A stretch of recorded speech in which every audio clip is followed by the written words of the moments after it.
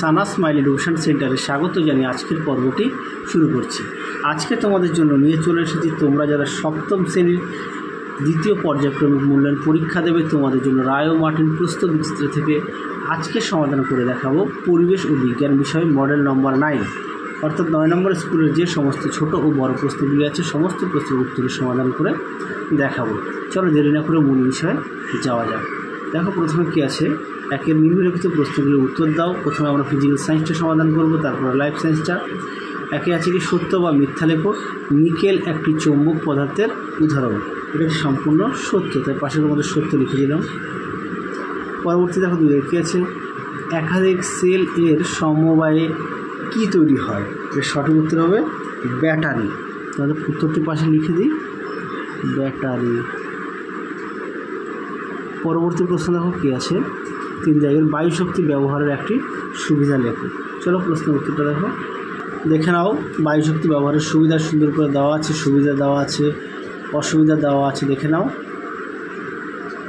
পরবর্তী প্রশ্নটা দেখো 4 দাগের, জনসংখ্যা বৃদ্ধির সঙ্গে সরাসরি যুক্ত এরূপ যে কোনো দুটি বিষয়ের নাম লেখো। চলো এই প্রশ্নের উত্তরটা তোমাদের পাশে আমি লিখে দিচ্ছি, দেখে নাও। প্রশ্নের উত্তরটি আমি এখানে লিখে দিয়েছি। 1 নম্বর হচ্ছে আরও বেশি খাদ্য উৎপাদন করার চাহিদা, 2 নম্বর হচ্ছে আরও বেশি কলকারখানা স্থাপন করা। দেখে নাও 4 দাগের প্রশ্নের উত্তরটি। চলো পরবর্তী আমরা দেখব কী আছে। 2 নিম্নলিখিত প্রশ্নগুলির উত্তর দাও। 1 আছে শূন্যস্থান পূরণ করো। চুম্বকের বিপরীত মেরু পরস্পরকে কী করে, এটা সঠিক উত্তর হবে আকর্ষণ করে। তোমাদের আমি লিখে দিই, আকর্ষণ করে। পরবর্তী দেখো 2 জায়গায় কী আছে, সঠিক উত্তরটি নির্বাচন করো। একটি অন্তরকের উদাহরণ হলো, সঠিক উত্তরটি হবে অপশান এ, কাঠের স্কেল। পরবর্তী দেখো চৌম্বক অক্ষ কাকে বলে। চলো প্রশ্নের উত্তরটা দেখো, দেখে নাও। চুম্বক অক্ষ চুম্বকের 2 মেরু সংযোগকারী কাল্পনিক সরলরেখা যা চুম্বকের উভয় পাশে অসীম পর্যন্ত বিস্তৃত থাকে বলে বিবেচনা করা হয়, তাকে চুম্বক অক্ষ বলা হয়। উত্তরটি এখান থেকে তোমরা এই অবধি লিখবে। চলো পরবর্তী প্রশ্ন দেখো কী আছে, দেখে নাও। 3 দাগের নিম্নলিখিত প্রশ্নগুলির উত্তর দাও। প্রথম প্রশ্ন আছে 1 প্রাকৃতিক চুম্বক ও কৃত্রিম চুম্বকের মধ্যে পার্থক্য। দেখে নাও প্রশ্ন উত্তরটি সুন্দর করে দেওয়া আছে। হ্যাঁ, দেখে নাও প্রাকৃতিক চুম্বক আর কৃত্রিম চুম্বকের মধ্যে পার্থক্য, বিষয়গুলো দেখে নাও। দেখে নাও সুন্দর করে দেওয়া আছে প্রাকৃতিক চুম্বক কৃত্রিম চুম্বকের পার্থক্য। অবশ্যই বিষয়গুলো কিন্তু তোমরা উল্লেখ করবে। চলো পরবর্তী প্রশ্ন দেখো।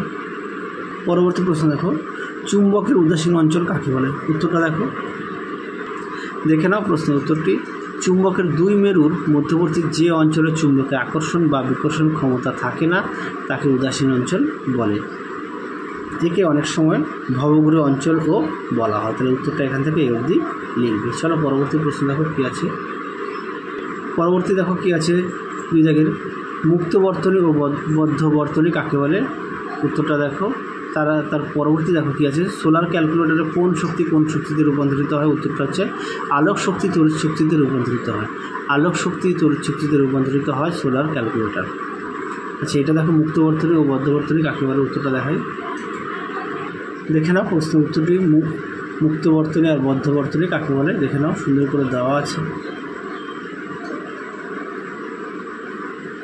দেখে নাও প্রশ্ন উত্তরটি। চলো পরবর্তী প্রশ্ন দেখো। পরবর্তী প্রশ্ন দেখো কী আছে 3 দাগের, 2টি পরিবেশ বান্ধব শক্তির নাম লেখো। উত্তরটা আছে সৌরশক্তি ও বায়ুশক্তি। পরবর্তী দেখো লাইফ সায়েন্স আমরা সমাধান করে দেখাবো। দেখে নাও প্রথমে কী আছে, সঠিক উত্তর নির্বাচন করো। 1 আছে উদ্ভিদের বংশবিস্তারে সাহায্য করে। সঠিক উত্তর হবে পাথরকুচির পাতা। পাথরকুচির পাতা, অপশান বি। পরবর্তী প্রশ্ন দেখো, যৌগিক পত্রের পাতার মতো অংশগুলিকে কী বলে, পত্র, অপশান বি। পরবর্তী প্রশ্ন দেখো কী আছে 3 দাগের, পরিবর্তিত কাণ্ড হলো। সঠিক উত্তরটি হবে এখানে সবকটি হবে। হ্যাঁ, সবকটি, অর্থাৎ আদা, হলুদ, আলু, পেঁয়াজ, নুন সবকটি হচ্ছে পরিবর্তিত কাণ্ড। পরবর্তী দেখো 4 কী আছে, আমের যে অংশটি বীজকে ঢেকে রাখে তার নাম হলো। সঠিক উত্তর হবে অপশান ডি, অন্তর্দল। পরবর্তী দেখো কী আছে 2 দাগের, একবীজপত্রী পাতা ও দ্বিবীজপত্রী পাতার মধ্যে পার্থক্য লেখো। চলো প্রশ্ন উত্তরটা দেখো, দেখে নাও। প্রশ্ন উত্তরটি সুন্দর করে দেওয়া আছে, দেখে নাও, দেখে নাও প্রশ্ন উত্তরটি। চলো পরবর্তী প্রশ্ন দেখো। তোমাদের মোট 3টি দেখিয়েছি, উদাহরণ দেওয়া আছে। পরবর্তী প্রশ্নটা দেখো কী আছে, ব্যাপন ও অভিশ্রবণের মধ্যে পার্থক্য। চলো প্রশ্ন উত্তরটা দেখো, দেখে নাও। ব্যাপন ও অভিশ্রবণের মধ্যে পার্থক্য অবশ্যই বিষয়গুলো উল্লেখ করবে। 1 নম্বর আছে সঞ্চারিত অণুর প্রকৃতি, 2 নম্বর আছে পর্দার উপস্থিতি, 3 আছে অনুপ্রবাহের অভিমুখ, 4 আছে গুরুত্ব। দেখে নাও, সুন্দর করে দেওয়া আছে, তোমরা অবশ্যই ভালো করে পড়বে আর বাড়িতে না দেখে লেখা প্র্যাকটিস করবে। চলো পরবর্তী প্রশ্ন দেখো। পরবর্তী প্রশ্ন দেখো 3-এর, একটি মটর বীজ অঙ্কন করে ডিম্বক নাভি ও ডিম্বক রন্ধ্র চিহ্নিত করো। উত্তরটা দেখো,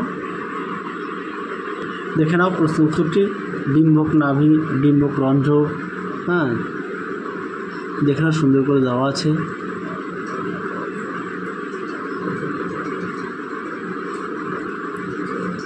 তোমরা ভালো করে বাড়িতে প্র্যাকটিস করবে ছবিটি। চলো পরবর্তী প্রশ্ন দেখো কী আছে।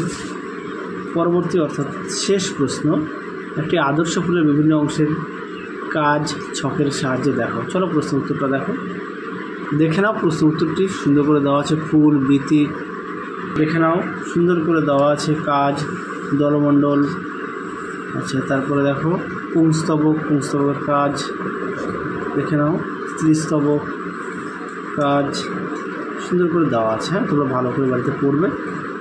আর তোমাদের 7ম শ্রেণীর সাজেশান দেওয়া আছে, এছাড়া তোমাদের ইতিহাস বিষয়ে একটি নমুনা প্রশ্নের সেট দেওয়া আছে।